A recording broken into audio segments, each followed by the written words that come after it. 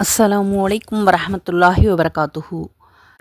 அல்லாஹுடைய மாபெரும் கிருபையினாலும் ரசூலுல்லாஹி ஸல்லல்லாஹு அலைஹி வஸல்லம் அவர்களுடைய துவா வர்க்கத்தினாலும் அல்ஹம்துலில்லாஹ் இதுவரை பல பயான்களை தந்திருக்கின்றேன். அனைவரும் சப்ஸ்கிரைப் செய்து கேட்ட உங்கள் அனைவருக்கும் அல்லாஹு தாலா அதற்குரிய நற்கூலியை தந்தருள்வானாக. உடல் ஆரோக்கியத்தையும் உள்ள நலத்தையும் தந்தருள்வானாக.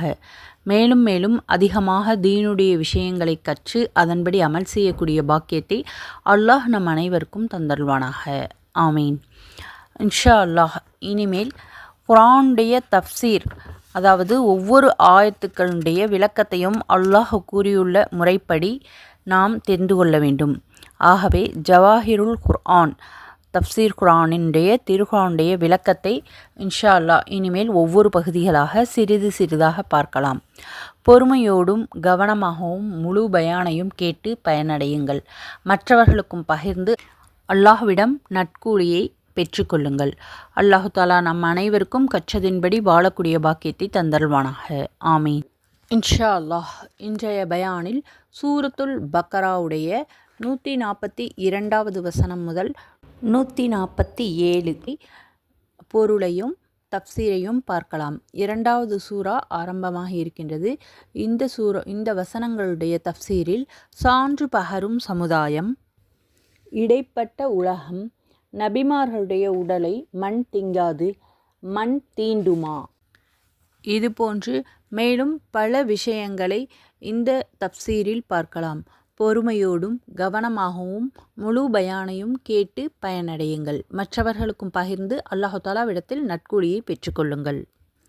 இரண்டாவது சூராவின் 142வது வசனத்தில் நபியே ஸல்லல்லாஹு அலைஹி வஸல்லம், முஸ்லிம்கள் முன்னோக்கி வந்த கிப்லாவிலிருந்து அவர்களை திருப்பிவிட்டது எது என மனிதர்களில் சில அறிவியினர்கள் கேட்க ஆரம்பிப்பார்கள். அதற்கு நபியே நீர் கூறுவீராக, கிழக்கு திசையும் மேற்கு திசையும் அல்லாஹ்விற்கு உரியதே. அவன் விரும்புகிறவர்களை நேரான வழியில் செலுத்துவான். கிப்லா தொழுகக்கூடிய திசை மாற்றம் பற்றியும் அதை குறித்து யூதர்கள் செய்த விமர்சனம் பற்றியும் அல்லாஹ் இங்கே குறிப்பிட்டிருக்கின்றான். முஹம்மது நபி ஸல்லல்லாஹு அலைஹி வஸல்லம் அவர்கள் மக்காவில் இருந்தவரை புனித காபாவை முன்னோக்கி அல்லாஹ்வை தொழுது வந்தார்கள். அவ்வாறு புனித காபாவை முன்னோக்கிய அதே வேளையில் பைத்துல் முகத்தஸ் புனித மஸ்ஜிதையும் ஒரு சேர முன்னோக்கி தொழுகின்ற வாய்ப்பு கிடைத்தது. புனித காபாவில் ஹஜருல் அஸ்வத் மற்றும் ருக்னுல் யமானி என்னும் இடங்களுக்கு இடையே நின்று தொழுகுவதன் மூலம் இந்த வாய்ப்பை அவர்கள் பெற முடிந்தது. மதினா நகரில் அண்ணல் நபி ஸல்லல்லாஹு அலைஹி வஸல்லம் அவர்கள் குடியேறிய பிறகு பைத்துல் முகத்தஸை முன்னோக்கியே தொழுது வந்தார்கள். புனித காபாவையும் பைத்துல் முகத்தஸையும் ஒரே நேரத்தில் முன்னோக்கி தொழுகக்கூடிய வாய்ப்பு மதினாவில் இல்லை. ஏனென்றால் மதினாவிற்கு வடக்கே பைத்துல் முகத்தஸும் தெற்கே திரு மக்காவும் அமைந்துள்ளன. ஒன்றை முன்னோக்கினால் மற்றதை முன்னோக்க முடியாத நிலை. எனவே மதினாவை சுற்றி வசித்து வந்த யூதர்களை கவரும் வகையில் இஸ்ராவேலர்களுடைய கிப்லாவான பைத்துல் முகத்தஸை நோக்கி ஏறத்தாழ 16 மாதங்கள் அண்ணல் நபி ஸல்லல்லாஹு அலைஹி வஸல்லம் அவர்கள் தொழுது வந்தார்கள். இருப்பினும் நபி இப்ராஹிம் அலைஹி வஸல்லம் அவர்களுடைய கிப்லாவான புனித காபாவை முன்னோக்கி தொழுகுவதையே அண்ணல் நபி ஸல்லல்லாஹு அலைஹி வஸல்லம் அவருடைய மனம் பெரிதும் விரும்பியது. அவ்வாறே காபாவை முன்னோக்கி தொழுகுமாறு பிறகு அல்லாஹுடைய ஆணை பிறந்தது. பனு சலிமா மஸ்ஜிதில் அண்ணல் நபி ஸல்லல்லாஹு அலைஹி வஸல்லம் அவர்கள் லுஹருடைய தொழுகையின் 3வது ரக்காத்தில் ருகூவில் இருக்கும் பொழுது காபாவை முன்னோக்குமாறு அல்லாஹுடைய கட்டளை வந்தது. அண்ணல் நபி ஸல்லல்லாஹு அலைஹி வஸல்லம் அவர்களும் நபித்தோழர்களும் ருகூவில் இருக்கும் பொழுதே காபாவை நோக்கி தொழுதார்கள். சுப்ஹானல்லாஹ். இதனால் அந்த மஸ்ஜிதுக்கு மஸ்ஜிதுல் கிப்லத்தைன், 2 கிப்லா மஸ்ஜித் என்று கூறுவார்கள். பிறகு அன்றைய அசர் தொழுகையை முழுமையாக காபாவை நோக்கி மஸ்ஜிது நபவியில் நிறைவேற்றினார்கள். இது ஹிஜ்ரி 2ஆம் ஆண்டு ரஜப் பிறை 15 நடந்தது. நூல் ஃபத்ஹுல் பாரி. முஹம்மது நபி ஸல்லல்லாஹு அலைஹி வஸல்லம் அவர்கள் பைத்துல் முகத்தஸை நோக்கி தொழுது கொண்டிருக்கும் பொழுது பிறகு ஒரு காலத்தில் மீண்டும் காபாவை நோக்கி தொழுக ஆரம்பிக்கக்கூடிய சமயத்தில் யூதர்கள் அதனை கடுமையாக குறை கூறுவார் என்பதை முன்பே அண்ணல் நபி ஸல்லல்லாஹு அலைஹி வஸல்லம் அவர்களுக்கு அல்லாஹ் அறிவித்து விட்டான். முஸ்லிம்கள் தாங்கள் நினைத்தபடியெல்லாம் சட்டங்களை திருத்திக் கொள்கின்றார்கள் என்று யூதர்களும் நயவஞ்சகர்களும் குறை கூறுவார்கள் என்று அல்லாஹ் முன்பே அறிவிப்பு செய்திருக்கின்றான். உண்மையில் திசை ஒரு பொருட்டல்ல, அனைத்து திசைகளும் அல்லாஹ்விற்குரியவைகள் ஆகும். அல்லாஹுடைய ஆணையின் செயல்படுத்துவதே இதில் முக்கிய அம்சமாகும். எனவே ஒரே நாளில் பல திசைகளை முன்னோக்கி தன்னை வழிபடுமாறு அல்லாஹ் ஆணையிட்டாலும் அதனை நல்லடியார்கள் சிரமேற்கொண்டு பணிய வேண்டுமே தவிர அல்லாஹ்வுடைய கட்டளைகளை குறை கூறி தெரிவது அறிவுடைமை ஆகாது. இந்த திசை மாற்றத்தினால் தொழுகைக்கு எந்த பாதிப்பும் இல்லை என்பதை உணர வேண்டும். 143வது வசனத்தில் அல்லாஹ் கூறுகிறான், நம்பிக்கையாளர்களே, அவ்வாறே ஏற்றத்தாழ்வுமற்ற நடுநிலையான வகுப்பினராகவும் நாம் உங்களை ஆக்கினோம். ஆகவே நீங்கள் மற்ற மனிதர்களுக்கு வழிகாட்டக்கூடிய சாட்சிகளாக இருங்கள். நம் தூதர் உங்களுக்கு வழிகாட்டக்கூடிய சாட்சியாக இருப்பார். நபியே ஸல்லல்லாஹு அலைஹி வஸல்லம், நீர் இதுவரை முன்னோக்கி தொழுது கொண்டு இருந்த பைத்துல் முகத்தஸின் திசையை மாற்றாமல் நீர் அதையே நோக்கி தொழுது வரும்படி இதுவரை நாம் விட்டு வைத்திருந்ததெல்லாம் அதை மாற்றிய பின் நம் தூதரை பின்பற்றுபவர் யார்? பின்பற்றாமல் தன் குதிங்கால் புறமாகவே புறமுதுகிட்டு திரும்பி சென்று விடுபவர்கள் யார் என்பதை அறிவித்து விடுவதற்காகத்தான். ஆனால் எவர்களை அல்லாஹ் நேரான வழியில் நடத்துகின்றானோ அவர்களை தவிர மற்றவர்களுக்கு அவ்வாறு கிப்லாவை மாற்றுவது நிச்சயமாக மிக பளுவாக இருக்கும். நம்பிக்கையாளர்களே, இதற்கு முன்னர் நீங்கள் பைத்துல் முகத்தஸை நோக்கி தொழுது வந்த உங்கள் நம்பிக்கையையும் அல்லாஹ் வீணாக்கி விடமாட்டான்.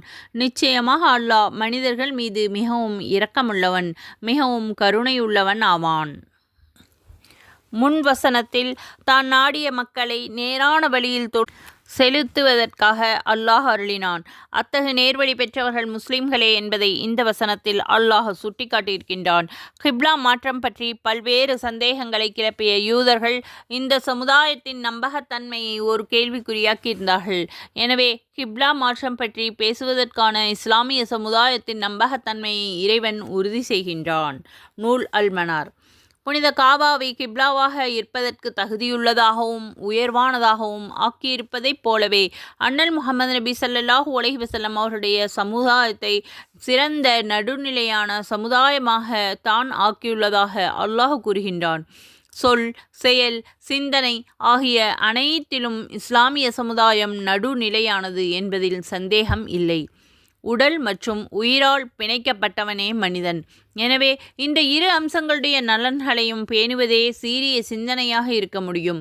சிலர் உடல் சார்ந்த முன்னேற்றத்திற்கு மட்டுமே முக்கியத்துவம் அளித்து சரீர சிற்றின்பத்தை குறியாக கொண்டு வாழ்வார்கள். இவர்கள் ஆன்மாவை பற்றி சிறிதும் கவலைப்பட மாட்டார்கள். இன்னும் சிலர் ஆன்மா பரிசுத்தம் என்று சொல்லிக்கொண்டு பசித்திருப்பார்கள், தனித்திருப்பார், விழித்திருப்பார். உடல் சார்ந்த நலன்களை கவனியாமல் துறவரம் பூண்டு விடுவார்கள். ஆனால் உடல், உயிர் ஆகிய இரண்டு அம்சங்களின் நலன்களை பேணுவது அண்ணல் நபி ஸல்லல்லாஹு அலைஹி வஸல்லம் அவர்கள் காட்டிய வழியாகும்.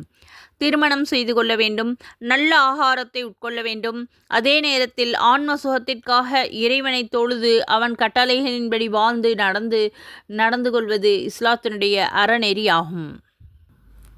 இவ்விதம் ஒவ்வொரு பிரச்சனையிலும் நடுநிலையான போக்கை கொண்டதே அண்ணல் நபி ஸல்லல்லாஹு அலைஹி வஸல்லம் அவருடைய பாதை. அதுவே இஸ்லாமிய சமுதாயத்தினருடைய பாதையாக இருக்க முடியும். அன்னலார் அறநெறிகளை போதித்ததோடு அவற்றுடைய பிறப்பிடமாகவும் திகழ்ந்தார்கள். முஹம்மது நபி ஸல்லல்லாஹு அலைஹி வஸல்லம் அவர்களை பின்பற்றி ஒழுகக்கூடிய முஸ்லிம்கள் தங்களுடைய சொல் மற்றும் செயல்களால் மக்களுக்கு அறநெறிகளை எடுத்து எம்பியக்கூடியவர்களாக திகழ்கின்றார்கள். எனவேதான் முஸ்லிம்களுக்கு சிறந்த நடுநீதியான சமுதாயம் என்ற பட்டயத்தை அல்லாஹ் வழங்கி சிறப்பிக்கின்றான். நன்மையை எடுத்து கூறி தீமையை விளக்கக்கூடிய நீங்கள்தான் மக்களுக்காக படைக்கப்பட்ட சிறந்த சமுதாயத்தினர் ஆவீர்கள். 3வது சூராவின் 110வது வசனத்தில் அல்லாஹ் கூறுகிறான், நம்பிக்கையாளர்களே, நீங்கள்தான் மனிதர்களில் தோன்றிய வகுப்பாளர்களிலெல்லாம் மிகவும் மேன்மையானவர்கள். ஏனென்றால் நீங்கள் மனிதர்களை நன்மையான காரியங்களை செய்யும்படி ஏவி பாவமான காரியங்களிலிருந்து அவர்களை விலக்கி மெய்யாகவே அல்லாஹ்வை நம்பிக்கை கொள்கின்றீர்கள். வேதத்தை உடையவர்களும் இவ்வாறே நம்பிக்கை கொண்டால் அது அவர்களுக்குத்தான் மிக நன்று. நம்பிக்கை கொண்டவர்களும் அவர்களில் இருந்தபொழுதிலும் அவர்களில் பெரும்பாலானவர்கள் நிராகரிக்கும் பாவிகள்தான். இந்த வசனத்தில் அல்லாஹ் முஸ்லிம்களை பாராட்டியிருக்கின்றான். இவ்விதம் சிறந்த நடுநிலையான சமுதாயமாக இருப்பதால் தான் பிற சமூக மக்களுக்கு சான்று பகரக்கூடிய பெரும் பேற்றினை இஸ்லாமிய சமுதாயம் பெற்றுள்ளது. முஸ்லிம்கள் பிற மக்களுக்கு எப்படி சாட்சியாளர்களாக இருப்பார்கள் என்பதை இந்த நபிமொழி விளக்குகிறது. சான்று பகரும் சமுதாயம். மறுமையில் ஏனைய நபிமார்களுடைய சமுதாயத்தினர் தங்களுக்கு எந்த நபியும் நல்வழி காட்டவில்லை என்றும் எந்த வேதமும் தங்களுக்கு அருளப்படவில்லை என்றும் அல்லாஹ்விடம் கூறுவார்கள். அப்பொழுது முஹம்மது நபி ஸல்லல்லாஹு அலைஹி வஸல்லம் அவர்களுடைய சமுதாயத்தினர்களை அழைத்து இதை பற்றி அல்லாஹ் விசாரிப்பான். அவர்கள் முந்தைய நபிமார்கள் தங்களுடைய சமுதாயத்தினர்களுக்கு நல்வழி காட்டினார்கள் என்று கூறுவார்கள். அப்பொழுது முஹம்மது ஸல்லல்லாஹு அலைஹி வஸல்லம் அவருடைய சமுதாயத்தினர்கள் எங்கள் காலத்தில் வசிக்கவில்லையே, அவர்களுக்கு இது எப்படி தெரியும் என பிற சமூக மக்கள் வினவுவார்கள். அதற்கு அவர்கள், உலகத்திலேயே எங்கள் நபியின் வாயிலாகவும் எங்கள் வேதத்தின் மூலமாகவும் இதனை நாங்கள் அறிந்திருக்கின்றோம் என்று பதிலளிப்பார்கள். பிறகு அண்ணல் நபி ஸல்லல்லாஹு அலைஹி வஸல்லம் அவர்களை அழைத்து அல்லாஹ் விசாரிப்பான். அப்போது முந்தைய சமூக மக்கள் தங்களுடைய நபிமார்களுக்கு விரோதமாக நடந்து கொண்டதை பற்றி எனக்கு அருளிய வேதத்தில் நீ தெரிவித்திருக்கின்றாய். அதை நான் என் மக்களுக்கு எடுத்து சொன்னேன். எனவே என் சமுதாயத்தினர்கள் கூறுவது உண்மையே என்று அண்ணல் நபி ஸல்லல்லாஹு அலைஹி வஸல்லம் அவர்கள் சாட்சி பகர்வார்கள். நூல் புகாரி, திர்மிதி, நசாயி. இதிலிருந்து முஸ்லிம் சமுதாயம் உலகத்தில் மட்டுமில்லாமல் மறு உலகத்திலும் சாட்சி சொல்பவர்களாக மக்கள் விளங்குவார்கள் என்பது தெளிவாக தெரிகிறது. இது முஸ்லிம்களுக்கு கிடைத்த மாபெரும் உயர்வாகும். இவ்வாறு சிறப்பிக்கப்பட்டிருக்கின்ற இந்த சமுதாயத்தினர்களுடைய ஒருமனதான எந்த முடியும் மார்க்கத்தில் ஆதாரமாக கருதப்படும் என அறிஞர்கள் கூறுகிறார்கள். நூல் குருதுபி. இந்த நிலை எல்லா காலத்திற்கும் பொருந்தும் என்று சொல்லப்படுகிறது. நூல் அஹ்காமுல் குர்ஆன். இறை தூதரை பின்பற்றுபவர்களை தம் குதிகால் புறமாக திரும்பிச் சென்று விடுபவர்களிலிருந்து பிரித்தறிவதற்காகவே நீர் முன்பிருந்த கிப்லாவை தொழுகும் திசையாக ஆக்கி பிறகு மாற்றினோம். இந்த கிப்லா மற்றும் முஸ்லிம்களுடைய அல்லாஹுடைய நம்பிக்கையை சோதித்து பார்த்து பலப்படுத்துவதற்காக மேற்கொள்ளப்பட்ட நடவடிக்கை ஆகும். திரு மக்காவில் இருக்கும் வரை புனித காபாவை முன்னோக்கி தொழுதுவிட்டு பிறகு மதினா வந்தவுடன் பைத்துல் முகத்தஸை முன்னோக்குமாறு அல்லாஹ் கட்டளையிட்டது அரபு முஸ்லிம்களுக்கு ஒரு சோதனையாக அமைந்தது. தங்களுடைய முன்னோர்களுடைய புனித தலமான காபாவை கைவிட வேண்டிய நிலை ஏற்பட்டுவிட்டதே என்று எண்ணி அரபு முஸ்லிம்கள் மனம் மாறிவிடுகிறார்களா என்று சோதிக்கப்பட்டது. இதைப்போல பைத்துல் முகத்தஸிலிருந்து மீண்டும் காபாவை முன்னோக்கி தொழுகுமாறு பிறகு அல்லாஹ் ஆணை பிறப்பித்து யூத மற்றும் கிறிஸ்தவ மதங்களிலிருந்து இஸ்லாத்தை தழுவிய முஸ்லிம்களுக்கு சோதனையாக அமைந்தது. தங்களுடைய புனித தலமான பைத்துல் முகத்தஸை கைவிட வேண்டிய நிலை வருகிறதே என எண்ணி இவர்கள் மனம் மாறிவிடுகிறார்களா என்று சோதிக்கப்பட்டது. ஆக இந்த இரு பிரிவினர்களுக்கும் ஒரு சோதனையாக அமைந்தது. இறை நம்பிக்கையில் உறுதியும் நேர்வழியின் மீது பிடிப்பும் கொண்ட உண்மை விசுவாசிகளுக்கு இந்த கிப்லா மாற்றம் ஒரு பளுவாக தோன்றாது. தொழுகையில் அனைவரும் ஒரே திசையை முன்னோக்கி தொழுகுவது ஒற்றுமையை உருவாக்கும். இதற்கு காபாவை முன்னோக்கினால் என்ன அல்லது பைத்துல் முகத்தஸை முன்னோக்கினால் என்ன? அல்லாஹ் எதை சொல்லுகின்றானோ அதையே செயல்படுத்துவது நம்மீது கடமை என்று உண்மை விசுவாசிகள் உறுதியாக நம்பியிருப்பார்கள். இறை நம்பிக்கையில் சற்றேனும் குழப்பம் அடைந்தவர்களுக்கு இது ஒரு சுமையாக தெரியும். இதையே ஒரு காரணமாக அவர்கள் வந்த வழியே திரும்பிவிடக்கூடும். மேலும் அல்லாஹ் தங்களுடைய நம்பிக்கையை வீணாக்குபவன் அல்ல என்று கூறுகிறான். நபித்தோழர் பராவ் பின் ஆசிஃப் ரலியல்லாஹு அன்ஹு அவர்கள் அறிவிக்கின்றார்கள், கிப்லா மாற்றம் நிகழ்வதற்கு முன்பே சில நபித்தோழர்கள் இறந்து விட்டார்கள் அல்லது கொலை செய்யப்பட்டு விட்டார்கள். அவர்கள் விஷயத்தில் நாங்கள் என்ன சொல்வதென்று தெரியாமல் இருந்தோம். இந்த நிலையில் இந்த வசனம் அருளப்பெற்றது. நூல் புகாரி. சில தகவலின்படி இதுவரை முன்னால் கிப்லாவை நோக்கி தொழுத தொழுகையுடைய நிலை என்ன என்று நபித்தோழர்கள் அண்ணல் நபி ஸல்லல்லாஹு அலைஹி வஸல்லம் அவர்களிடம் கேட்டார்கள். அதற்கு விடையாக இந்த தொடர் இறங்கியது. உங்களுடைய ஈமான் நம்பிக்கையை அல்லாஹ் வீணாக்கிவிட மாட்டான் என்று அல்லாஹ் இங்கே குறிப்பிடுகின்றான். இங்கு ஈமான் என்பதற்கு தொழுகை என்று பொருள் கொள்ளலாம். பழைய கிப்லாவை நோக்கி நீங்கள் தொழுது வந்த தொழுகைகளை அல்லாஹ் வீணாக்குபவன் அல்ல. அவற்றிற்குரிய பிரதிபலனை நிச்சயமாக அல்லாஹ் உங்களுக்கு வழங்குவான். அல்லது நம்பிக்கை என்றே ஈமானுக்கு பொருள் கொள்ளலாம். அல்லாஹுடைய உத்தரவின் பேரிலேயே முன்னால் கிப்லாவை நோக்கி நபித்தோழர்கள் தொழுது வந்தார்கள். இது அல்லாஹுடைய கட்டளையை நம்பி செயல்பட்டதாகும். அந்த நம்பிக்கையை அல்லாஹ் வீணாக்கி விடாமல் உரிய பலனை தருவான் என்று இந்த பொருள் விரியும். நூல் உம்தத்துல் காரி. ஏனெனில் திண்ணமாக அல்லாஹ் மனிதர்களிடம் மிகுந்த இரக்கமுடையவனும் அருளுடையவனுமாக இருக்கின்றான். பழைய கிப்லாவை நோக்கி தொழுத தொழுகைகளை வீணாக்கிவிட மாட்டான் என்று தெரிவித்த அல்லாஹ் அதற்குரிய காரணத்தை இந்த தொடரில் விவரிக்கின்றான். திண்ணமாக அல்லாஹ் மனிதர்களின் மீது இரக்கம் கொண்டவன், அருள் மிக்கவன். எனவே அவர்களுடைய உழைப்பை அவன் பாழ்படுத்திவிடப் போவதில்லை. ரவுஃப் என்பதற்கு மனிதர்களுடைய துயரங்களை கண்டு இறங்கி அவற்றை அகற்றுபவன் என்று பொருள். ரஹீம் என்பதற்கு துயரங்களை துடைத்தெறிந்து மென்மேலும் அருள்பாலிப்பவன் என்று பொருள். அல்லாஹ் இரக்கமுடையவன், ஏனென்றால் அவன் ஒரு அருளாளன் என்று இதற்கு பொருள் விரியும். 2வது சூராவின் 144வது வசனத்தில், நபியே ஸல்லல்லாஹு அலைஹி வஸல்லம், உமது முகம் பிரார்த்தனை செய்து அடிக்கடி வானத்தை நோக்குவதை நாம் காண்கின்றோம். ஆதலால் நீர் விரும்பும் கிப்லாவாகிய மக்காவின் பக்கமே நாம் உம்மை திரும்புகின்றோம். எனவே நீர் தொழுகும் பொழுது மக்காவிலுள்ள மஸ்ஜிதுல் ஹராமின் பக்கமே உமது முகத்தை திருப்புவீராக.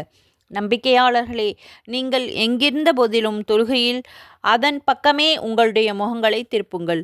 பேதம் கொடுக்கப்பட்ட யூதர்களும் கிறிஸ்தவர்களும் நீங்கள் மக்காவின் திசை அளவில் திரும்பிய இது தங்கள் இறைவனிடமிருந்து வந்த உண்மையான உத்தரவுதான் என நிச்சயமாக அறிவார்கள். ஏனென்றால் அவ்வாறு அவர்களுடைய வேதத்தில் இருக்கின்றது. எனவே உண்மையை மறைக்கும் அவர்கள் செயலை பற்றி அல்லாஹ் பாராமுகமாக இல்லை. முஹம்மது நபி ஸல்லல்லாஹு அலைஹி வஸல்லம் அவர்கள் மதினா நகர் சென்றதிலிருந்து பைத்துல் முகத்தஸை நோக்கி தொழுது வந்தார்கள். இருந்தாலும் அவர்களுடைய மனம் புனித காபாவை முன்னோக்கி தொழுகுவதை பெரிதும் விரும்பியது. புனித காபாவை முன்னோக்குமாறு அல்லாஹ் தாலாவிடமிருந்து ஆணை வராதா என்று அடிக்கடி வானத்தையே அண்ணல் நபி ஸல்லல்லாஹு அலைஹி வஸல்லம் அவர்கள் பார்த்து கொண்டிருந்தார்கள். இதனை இங்கே சுட்டிக்காட்டுகின்ற அல்லாஹ் இது புனித காபாவை முன்னோக்கி தொழுகுமாறு அல்லாஹ் தாலா அவர்களுக்கு கட்டளை பிறப்பித்தான். இது மஸ்ஜிதுல் ஹராம் புனித பள்ளிவாசலை நோக்கி உம்முடைய முகத்தை திருப்புவீராக என்று அல்லாஹ் குறிப்பிட்டிருக்கின்றான் என்பதை கவனிக்க வேண்டும். மஸ்ஜிதுல் ஹராம் என்பது புனித காபாவை சுற்றியுள்ள தொழுகும் இடத்திற்கு பெயராகும். புனித காபாவிற்கு அருகில் இருந்து தொழுபவர்கள் காபாவையே முன்னோக்க வேண்டும். தொலைவிலிருந்து தொழுபவர்கள் இந்த மஸ்ஜிதுல் ஹராம் புனித பள்ளியை முன்னோக்கினால் போதும் என்று இந்த வசனத்திலிருந்து அறிய முடிகிறது. மேலும் சத்ரல் மஸ்ஜிதில் ஹராம் சத்ரு என்பதற்கு திசை அல்லது பக்கம் என்று பொருள். புனித பள்ளியுடைய திசையை நோக்கி தொழுகுங்கள் என்று பொருள்படும். எனவே கிப்லாவுடைய திசையை முன்னோக்கினாலே போதும் என்று தெரிகிறது. இமாம் அபு ஹனீஃபா ரஹமத்துல்லாஹி அலைஹி அவர்களுடைய இது கருத்தாகும். இமாம் சாஃபி ரஹமத்துல்லாஹி அலைஹர்களுடைய ஒரு கருத்து இவ்வாறு காணப்படுகிறது. பூமத்திய ரேகை தெற்கே சூரியன் சுமார் 23.5 டிகிரியும் வடக்கே 23.5 டிகிரியும் நகர்கிறது. இவ்வாறு குளிர்காலத்திலும் தெற்கிலும் கோடை காலத்தில் வடக்கிலுமாக சூரியன் நகர்கிறது. திருக்குர்ஆனில் 55வது சூராவின் 17வது வசனத்தில் சூரியன் சந்திரன் இரண்டும் உதிக்கும் 2 திசைகளுக்கும் அவனே சொந்தக்காரன், மேலும் அவை மறைகின்ற 2 திசைகளுக்கும் அவனே சொந்தக்காரன் என்று கூறியிருக்கின்றான். அதாவது குளிர்கால கிழக்கு ஒன்றும் கோடைகால கிழக்கு மற்றொன்றும் ஆகும். 2க்கும் கிழக்கே என்றே அல்லாஹ் கூறுகிறான். அதே போல சூரியன் நகரக்கூடிய மொத்தம் 47 டிகிரியும் ஒரே திசையாக கருதப்படும். எனவே கிப்லாவை முன்னோக்குபவர்கள் அதனை நேராக முன்னோக்கினாலும் அல்லது கிப்லாவுக்கு வலப்பக்கமாகவோ இடப்பக்கமாகவோ 23.5 டிகிரி நகர்ந்து முன்னோக்கினாலும் கிப்லாவுடைய திசையை முன்னோக்கியவராக கருதப்படுவார்கள். ஆனால் இதுவெல்லாம் மஸ்ஜிதுக்கு வெளியே சரியான கிப்லா தெரியாத நிலையில் தொழுபவர்களுக்குரிய சட்டமாகும். மஸ்ஜிதுகளை எழுப்புவோர் இயன்றவரை சரியான கிப்லாவை கண்டறிந்து மஸ்ஜிதுகளுக்கு கிப்லா அமைத்தல் அவசியமாகும். ஏனென்றால் நேரடியாகவே கிப்லாவை முன்னோக்க வேண்டும் என்று கருதுவோரும் தொழுகைக்கு வரலாம். அனைவருடைய நிலையும் அனுசரித்து மஸ்ஜிதுகளை அமைக்க வேண்டும். நூல் துர்ருல் முக்தார் மஆரிஃபுல் குர்ஆன். நீங்கள் எங்கிருந்தாலும் அதன் பக்கமே உங்கள் முகங்களை திருப்புங்கள். நீங்கள் எந்த இடத்திலிருந்து தொழுதாலும் மஸ்ஜிதுல் ஹராம் புனித மஸ்ஜிதின் பக்கமே முகம் திருப்ப வேண்டும் என்று அல்லாஹ் இந்த ஆயத்தில் கட்டளையிடுகின்றான். அதாவது மேடு பள்ளம் தரை வாகனம் உள்ளூர் வெளியூர் என எங்கே இருந்து தொழுதாலும் மஸ்ஜிதுல் ஹராமை முன்னோக்கி தொழுக வேண்டும். ஏனென்றால் அதுவே கிப்லா தொழுகையில் முன்னோக்கக்கூடிய திசையாகும். ஒருவருக்கு கிப்லாவுடைய திசை தெரியவில்லை என்றால் யோகித்து ஒரு திசையை அவர் முடிவு செய்து கொள்ளலாம். இதைப்போல வாகனத்தில் பயணம் செய்யும் பொழுது கிப்லா தெரியாவிட்டால் வாகனம் செல்கின்ற திசையிலேயே தொழுகலாம். இதுவே உங்களுடைய முகங்களை தீர்ப்புங்கள் என அல்லாஹ் குறிப்பிடுகிறான். உஜூஹ் என்பதற்கு முகங்கள் என்று சொற்பொருள் இருந்தாலும் உடல்கள் என்பதே இங்கே நோக்கம். மஸ்ஜிதுல் ஹராமை நோக்கி உங்கள் உடல்களை திருப்புங்கள் என பொருள்படும். நெஞ்சை திருப்புவதே உடலை திருப்புவதற்கு அளவுகோலாக இருப்பதால் கிப்லாவை நோக்கி மார்பை திருப்ப வேண்டும். கிப்லாவிலிருந்து வேறு பக்கம் மார்பு திரும்பிவிட்டால் தொழுகை கூடாது. முகத்தை கிப்லாவின் பக்கமே திருப்புவது சுன்னத்து நபி வழி ஆகும். முகத்தை வேறு திசையில் திருப்புவதால் தொழுகை முறியாவிடிலும் அது சுன்னத்திற்கு விரோதமான செயலாகும். தொழுகையில் நிற்கும் பொழுது சஜ்தா செய்யக்கூடிய இடத்தில் பார்வையை பதிப்பது சுன்னத்தாகும். அதனால் கவனம் சிதறாமல் மன ஓர்மை உருவாக வழி ஏற்படும் என்று அறிஞர்கள் தெரிவித்திருக்கின்றார்கள். நூல் மாஜிதி. நிச்சயமாக வேதம் கொடுக்கப்பட்டவர்கள் அது தங்களுடைய இரட்சகனிடமிருந்து வந்த உண்மை என்பதை நன்கறிவார்கள். இந்த கிப்லா மாற்றத்தை வேதக்காரர்கள் குறை கூறுகிறார்கள். எனினும் இதுவே உண்மை என்பதை அவர்கள் அறியாமல் இல்லை. இறுதி நபியுடைய கிப்லா திரு மக்காவில் உள்ள புனித காபாவாகவே இருக்கும் என்று அவர்களுடைய வேதத்தில் தெளிவாக கூறப்பட்டுள்ளது. அதை படித்து தெரிந்து கொண்ட பின்னரும் வீணாக அவர்கள் ஆட்சேபம் எழுப்பிக் கொண்டிருக்கின்றார்கள். அவர்களுடைய நடவடிக்கைகளை அல்லாஹு தாலா கவனித்து கொண்டுதான் இருக்கின்றான். தகுந்த பிரதிபலனை அவர்கள் அடையவே செய்வார் என்பதை இந்த தொடர் உணர்த்தி காட்டுகிறது. இரண்டாவது சூராவின் 145, 146, 147 ஆகிய வசனங்களில் அல்லாஹ் கூறுகிறான். ஆகவே நபியே ஸல்லல்லாஹு அலைஹி வஸல்லம் வேதம் கொடுக்கப்பட்ட அவர்களிடம் அவர்களை திருப்திப்படுத்தக்கூடிய அத்தாட்சிகள் அனைத்தையும் நீர் கொண்டு வந்த பொழுதிலும் அவர்கள் உமது கிப்லாவை பின்பற்றப் போவதில்லை. நீரும் அவர்களுடைய கிப்லாவை பின்பற்றப் போவதில்லை. வேதம் கொடுக்கப்பட்ட அவர்களிலும் ஒருவர் மற்றொருவருடைய கிப்லாவை பின்பற்றப் போவதும் இல்லை. ஆதலால் மக்காவை நோக்கி தொழுகும்போது உமது வஹ்யின் மூலம் உத்தரவு வந்த பிறகு பின்னரும் அவர்களுடைய விருப்பங்களை நீர் பின்பற்றினால் நிச்சயமாக நீரும் அநியாயக்காரர்களில் உள்ளவர்கள்தான் என்று கருதப்படுவீர்கள். 146வது வசனம். எவர்களுக்கு நாம் வேதம் கொடுத்திருக்கின்றோமோ அவர்கள் தங்கள் பிள்ளைகளை சந்தேகமற அறிவதைப் போல அந்த மக்காவுடைய திசையளவில் நீங்கள் திரும்பி தொழுவீர்கள் என்பதை அறிவார்கள். ஆனால் நிச்சயமாக அவர்களில் ஒரு பிரிவினர்கள் நன்கறிந்து கொண்டே இந்த உண்மையை மறைக்கின்றார்கள். 147வது வசனம். நபியே, கிப்லாவை பற்றி உமது இறைவனிடமிருந்து வந்த இதுதான் உண்மையான கட்டளையாகும். ஆதலால் நீர் சந்தேகிப்பவர்களில் ஒருவராக ஆகி சிறிதும் ஆகிவிட வேண்டாம். வேதக்காரர்களான யூதர்களும் கிறிஸ்தவர்களும் கிப்லா மாற்றம் தொடர்பாக வீண் பிரச்சனைகளை எழுப்புகின்றார்கள். நபியே, நீர் அவர்களை எந்த வகையிலும் சமாதானப்படுத்த முடியாது. என்னதான் சான்றுகளை அவர்களுக்கு நீர் காட்டினாலும் கூட அவர்கள் உம்முடைய கிப்லாவை பின்பற்றப் போவதில்லை. நீரும் அவர்களுடைய கிப்லாவை பின்பற்றுபவர்கள் அல்ல. மேலும் அவர்கள் யூதர்கள் கிறிஸ்தவர்களுடைய கிப்லாவையோ கிறிஸ்தவர்கள் யூதர்களுடைய கிப்லாவையோ பின்பற்ற மாட்டார்கள் என்று அல்லாஹ் இங்கே தெளிவுபட கூறுகின்றான். இப்போது முகமது தன் கிப்லாவை மாற்றிக்கொண்டதைப் போல மீண்டும் அவர் கிப்லாவை மாற்றுவார் என அவர்கள் எதிர்பார்க்கின்றார்கள். இனி ஒருபோதும் உமது கிப்லா மாறப்போவது இல்லை.